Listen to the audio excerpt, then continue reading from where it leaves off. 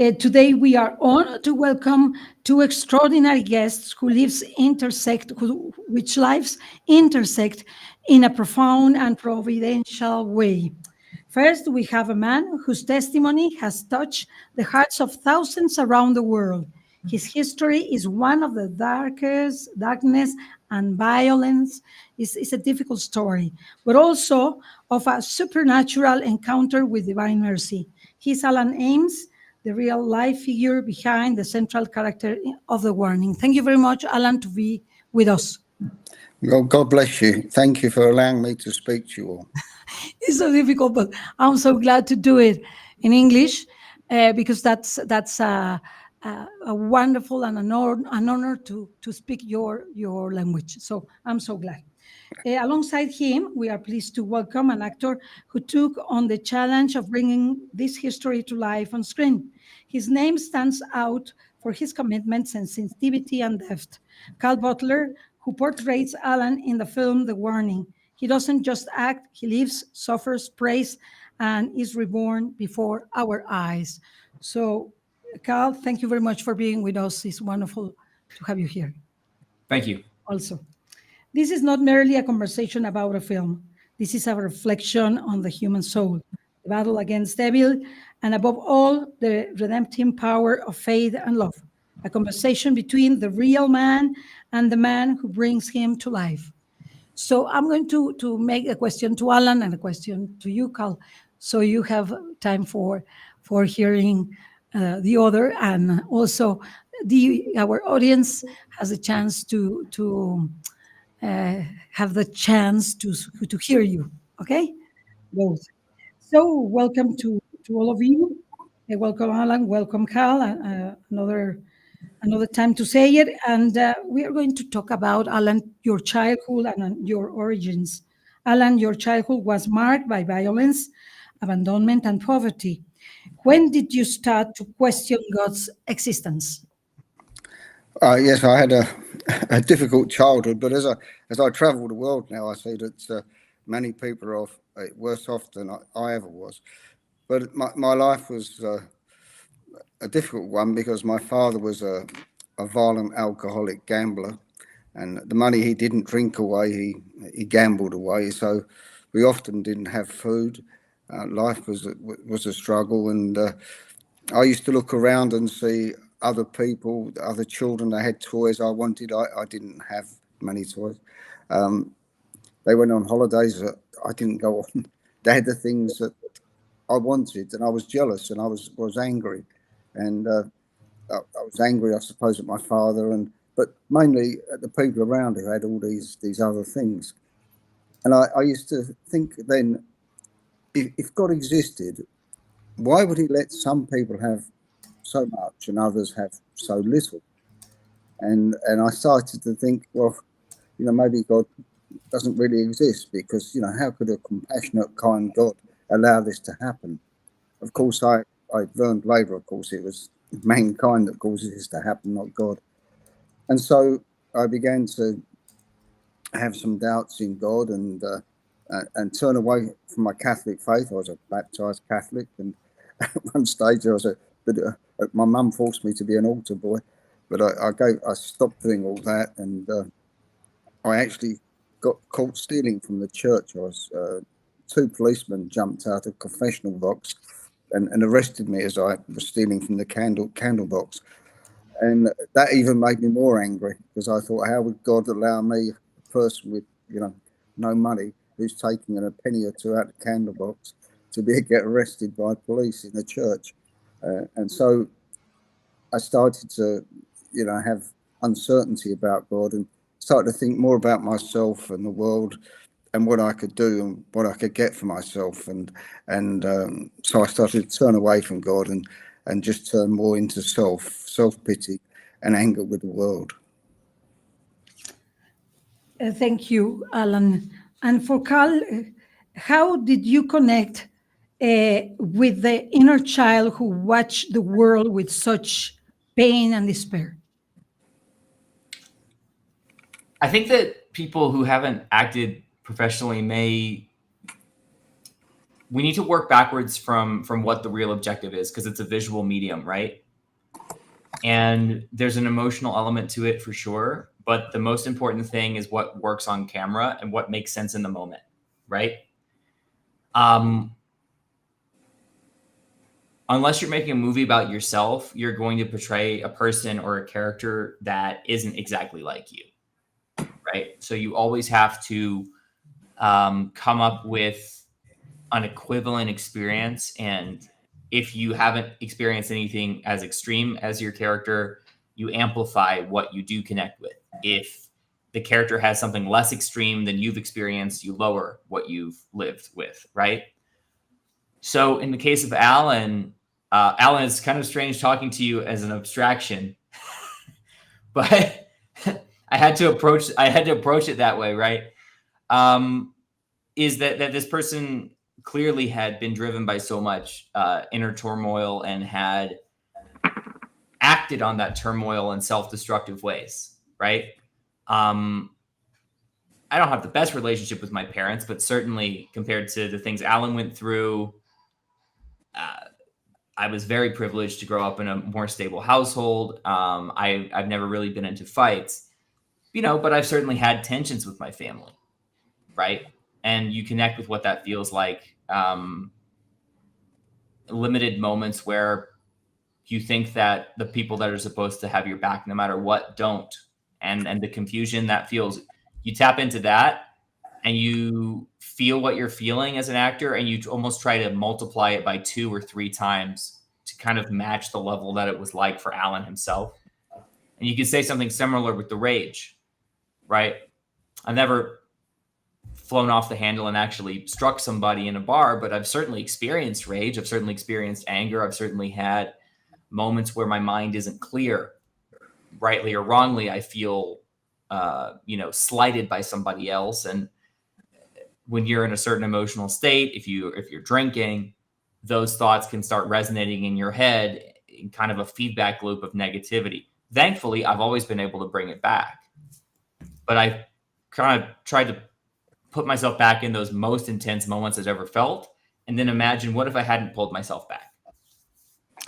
Thank you, Carl.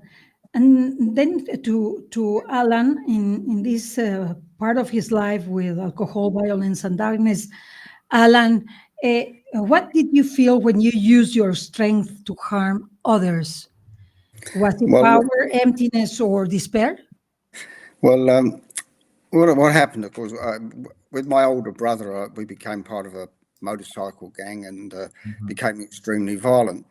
And as I got older, I realised that I'm not the biggest man in the world, even though I had seemed to have this inner strength. So I began to learn martial arts and got a 4th degree black belt in martial arts. And I used to use that to hurt people.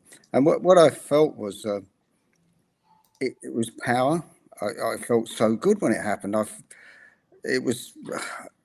the time it was enjoyable. I really enjoyed it.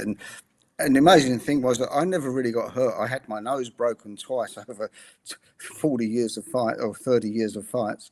But that was all, nothing else. But I hurt many other people. And when I did, I had no pity for them. At times I wanted to hurt them more. And the power was the feeling inside was so strong because from learning the martial arts and then teaching it for 25 years and 30 years teaching it, I seemed to tap into some power that gave me this extra strength, and I could really hurt people. And when I would hurt people, I felt really good. And when I drank, and I drank a lot, I mean, I was addicted to alcohol, an imitation of my father. It made me want to fight anyone. I mean, if someone looks at me the wrong way or said the wrong word, it's very easy for me to hit them and to get into a fight. And so I had many scraps, many fights throughout my life. And I regret every one of them, because now I see every time that I hit someone, every time that I hurt someone, that I was hurting God. I was hitting Jesus. And now it breaks my heart as I look back and see that. At times there are thoughts that come into my mind, how good it was. Particular instances when, say there's a very large man and hurt him quite badly. All of a sudden a thought comes into my mind, again, how good I was to do that. Then I realised I wasn't good at all. That was bad doing that. I should have never done that. I should never raised a fist to anyone, no matter what they did or said to me. And I pray to God every day now that never again can I hurt anyone physically or emotionally or spiritually in any way, because Jesus never hurts anyone, and I love him. I want to be like him, and I never want to hurt anyone or through hurting others hurt God in any way. So I pray to God each day that I will never lose my temper. I will never get I had a blood rage once, which I almost killed a person. I just couldn't control myself. But at the last moment, I stopped just before I would have killed them. And thank God I did. And I pray I never get that rage, that anger again, because it is the most terrible, it's a terrible thing. And what it does is it closes your heart to the love of God and just lets the hatred of evil into your life, into your heart and soul. So please God, I'll never hurt anyone again in any way by his grace. Thank you, Alan. Cal, how did you immerse yourself in that mental state without exaggeration? Yeah, I think one of the first things that we learn in acting, and however you approach it from a super systematic perspective, like Stanislavski, which is like the 7 keys of who am I, where am I, what do I want, how am I going to get it, what are the obstacles to getting it, etc. You don't want to, whether you're intellectualizing it a lot or you're feeling it a lot, the key is that you're not thinking about what's going on your face, that you're having a mental process. And in film acting, at least, that mental process is reflected in your face as you force yourself to think those thoughts or some version of them or something similar enough that it gets the result on screen. So, like, for example, in the scene in the bar where the guy approaches me and we're supposed to, have a punch up, as they say in the UK. I'm not there thinking to myself, I am Alan. I am about to react this way because I had a troubled childhood. Also, I drank to deal with these problems. No.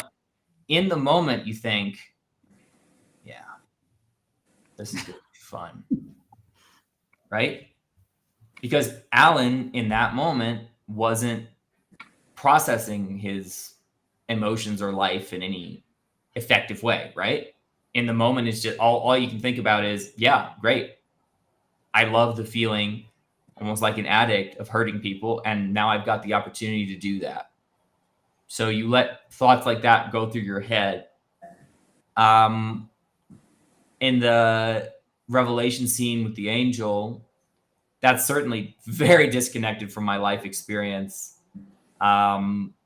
So I attempted to have a montage in my mind of all of the painful experiences that have been inflicted over the course, that I had inflicted on other people in the course of my own life. And I tried to imagine that somehow their pain was reflecting back onto me. And I tried to feel that viscerally. But again, I wasn't thinking, make sure that your face does this thing. I was almost entirely concentrated on filling my own mind with that montage and reacting to it. Very difficult, Cal. Thank you. And for both of you, what was the darkest point that you remember most vividly? Alan, in your case. I remember most vividly, I suppose, Rapongi, where all the bars are. It's the nightlife centre. And I got very, very drunk there. And I remember this so much because afterwards I've thought about it a lot. There was a man there who said something to me and raised his fist at me, and that was it. I just let go, and I hurt him so badly. Like they carried him out, and he was crying. Big man, he was crying, and at the time I felt good, but then reflecting on it, I regret that so much, and I look back at that and I feel so sorry for that man that I hurt in that way. That doesn't leave me, because that really was extreme violence on that man. And I wish to God I'd never done it, but never leaves me. It always comes back to me how I hurt that man, and to see him crying as he's being carried out and they had to take him to hospital. Thank you, Alan. Very difficult. And Cal, what was the darkest point that you remember most vividly, you in your life and in the picture?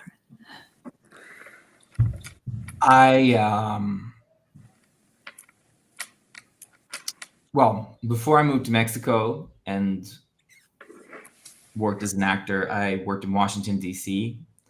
And at certain points, I worked with the government on security matters. I can't go into specifically what I was doing, but I will say that my work did result in law enforcement actions that hurt certain people. And there was definitely a shift from one administration to the other into who those people were going to be and why they were going to be pursued.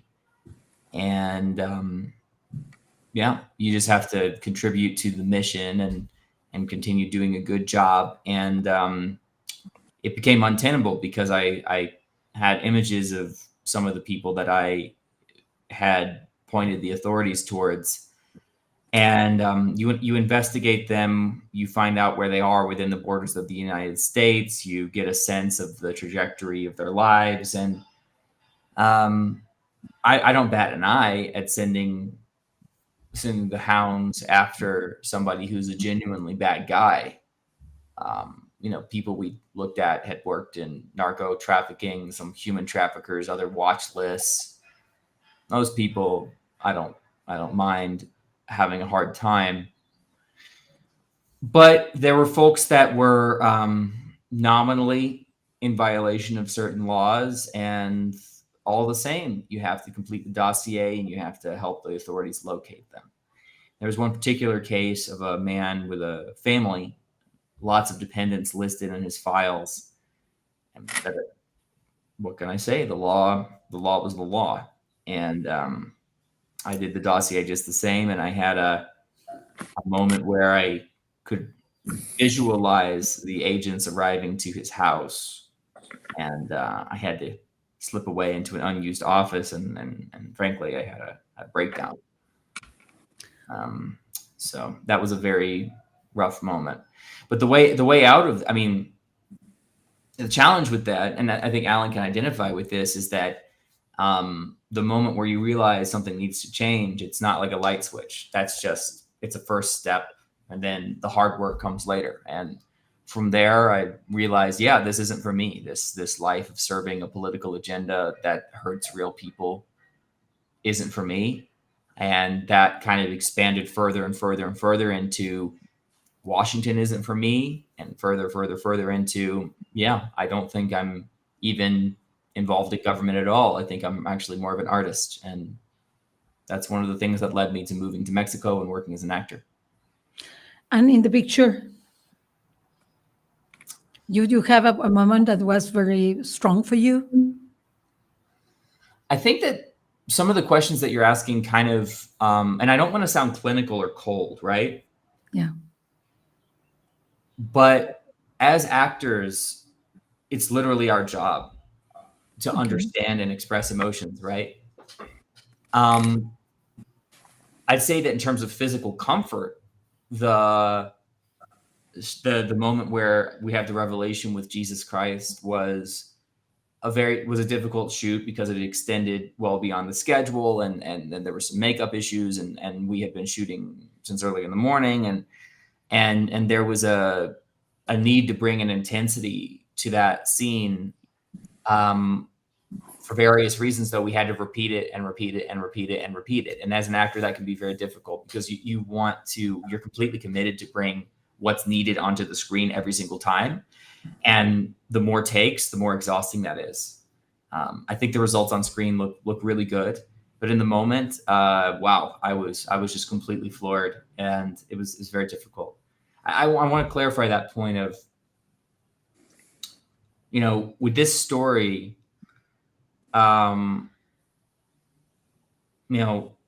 I, like anyone who watches this movie, wants to learn something from Alan and the other people in the film, right? But as actors, we are there to help the director deliver the images that transmit that message to the audience. See what I'm saying? Yes. Like when I'm on set, I need to concentrate on doing that work, the work that shows up on camera, the acting that is believable or is not believable. I need to focus on that, because in the end, the better the quality of the film, the better it resonates with people, the better the message works. The important thing isn't so much in the moment that I'm resonating with the message. Difficult, your profession, Carl. Thank you so much. And Alan, we go to the night of the demonic attack. Can you describe in detail what you felt in your body and your soul during this demonic attack? How was it? Well, at first I thought I was completely mad. Because when you see these things happening, you think you're going crazy. And I'd heard of alcoholics who, see pink elephants going up the wall. I thought maybe that was me. But then, of course, it was physically happening to me. And it was just incredible. I mean, it was, in the beginning, it was a shock and terrifying, because all of a sudden this thing appeared in the room and began to strangle me. And of course, as it was strangling me, my thought was to fight back once I got over the shock of this thing appearing. But I couldn't fight back because my hands would just go through it.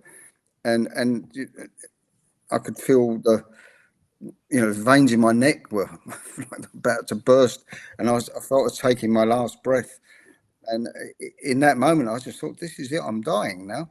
I mean, I wasn't afraid of dying. I just thought, this is it. I'm dying. It was just, I thought, well, I hope my wife's going to be all right and the kids. And then it's then that I heard the voice of the angel to say, pray to our Father. And that is the last thing I would have thought of, because I mean, I didn't pray. Mum had taught us to pray when we were young, but I didn't really believe too much in God, so I didn't pray.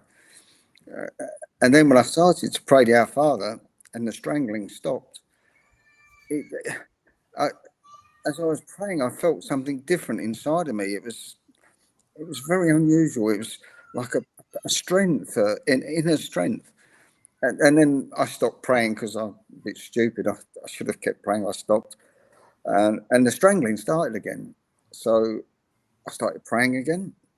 And as I did, the strangling stopped. And of course, this went on for, it was about 10 hours it went on for. And so through that time, I was exhausted, absolutely exhausted. I mean, I couldn't even stand. I was so weak. And but after the initial fear of something just appearing and doing this to you, I was no longer terrified. I was more focused now, as time went on, focusing on praying that Our Father so I wouldn't be strangled again. And every time I prayed, there was just this something different inside of me. Something was changing. So I didn't know what it was. So it was exhaustion. After the fear had gone, as I said, at one moment, sometime there, I thought, oh, this is it. I'm dying, and I thought I was facing death, and that was the end of my life. And then the other thing was, as I looked at this thing and it was attacking me, I was thinking, what is that? It's so horrible. I've never seen anything like that in my life. Not even horror movies. You don't see anything like this. It was disgusting, and the stink and the smell of its breath. It make you want to be sick, just being anywhere near it. And I could feel this intense hatred for me. It wanted to destroy me. And I could feel that within me. And yet, as I prayed, I could feel this something different. It was almost like a peace, but an inner strength and something that helped me not be afraid so much. And yet, I had this horrible thing full of hatred, doing all these things to me. I mean, at one stage, he lifted me off the ground with one hand and lifted me up the wall. My legs were kicking, my arms were struggling. And I just, looking back, I think, if someone told me this would happen to them, I wouldn't believe them.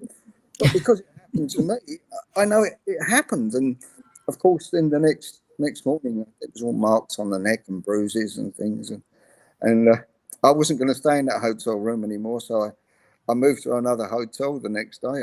Just didn't want to stay there anymore in case it happened again. So it was a mixture of emotions, initially fear, and then this feeling I was getting inside when I prayed, and also the sweetness of the voice of the angel. Even though all this terrible stuff was going on, there was the angel encouraging me to pray to our Father.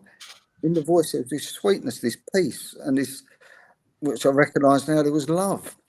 And thank God I listened, because if I hadn't, I think I would have died that night. But thank God, by His grace, I was saved. You were after that frightened of happening again, Alan? Well, yes, initially I was, but over the last 30 years, there's been many attacks, and I don't fear them now. I mean, initially it's a shock if something appears and attacks me, but what I do now is that anytime there's attacks from evil, I say to Lord, I say, Father in heaven, Lord God Jesus Christ, Holy Spirit of God, any grace that's being poured out during this attack, please use this grace to save souls from the darkness of evil and bring them into the light of your divine love. And I think how stupid evil is, because when evil does attack me, and it's probably over the 30 years, it's probably been 40 or 50 times. So, maybe once, twice, 3 times a year, something like that. But when it does attack me, how stupid it is. Because when it attacked me, the grace that's being poured out is being used to save souls. And so evil now is defeating itself. It attacks me, but souls are being saved by God's grace. And that's the stupidity of evil. So I don't fear evil anymore. I mean, I don't like the attacks when they do happen. I mean, there's been some horrible, disgusting ones. I don't like them. I don't invite them. I don't want them. But when they do happen, I realise that now, by God's grace, souls are being saved. And I thank God for this opportunity to be able to go through this, so that even if one soul can be saved, it's such a blessing. Thank you, Alan. And for you, Cal, how do you prepare emotionally and physically to portray a scene beyond what is visible? You said you were not very connected with this, but you have to do it. How do you prepare yourself? Yeah, so I'd say that an overarching, everything that Alan just eloquently described about his transformation and his feelings inside, it's really powerful and really important to the story, right? But you can't see that necessarily on screen, can you?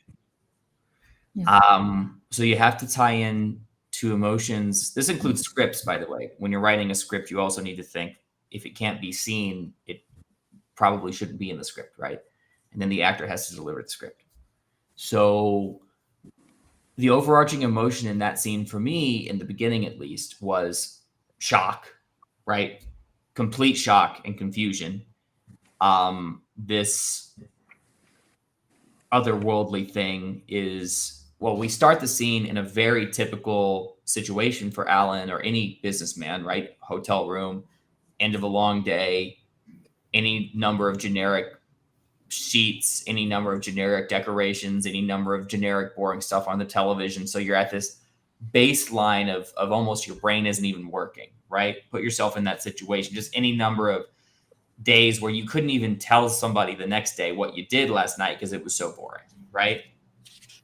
And in the middle of that, the most extraordinary and bizarre thing you've ever seen in your life crashes through. And you are completely overwhelmed by that sensorially, and like you're fearing for your life and everything like that. So I thought about the scene that way of like a complete brusco, how would I say brusque, abrupt, a completely abrupt and, haywire getting pulled into this chaotic world. And what I tried to do there when the demon was with me was really like look at it and almost be fascinated by it, but have my mind overwhelmed by what I was seeing. And I think I hope visually that shows up on screen to what Alan was going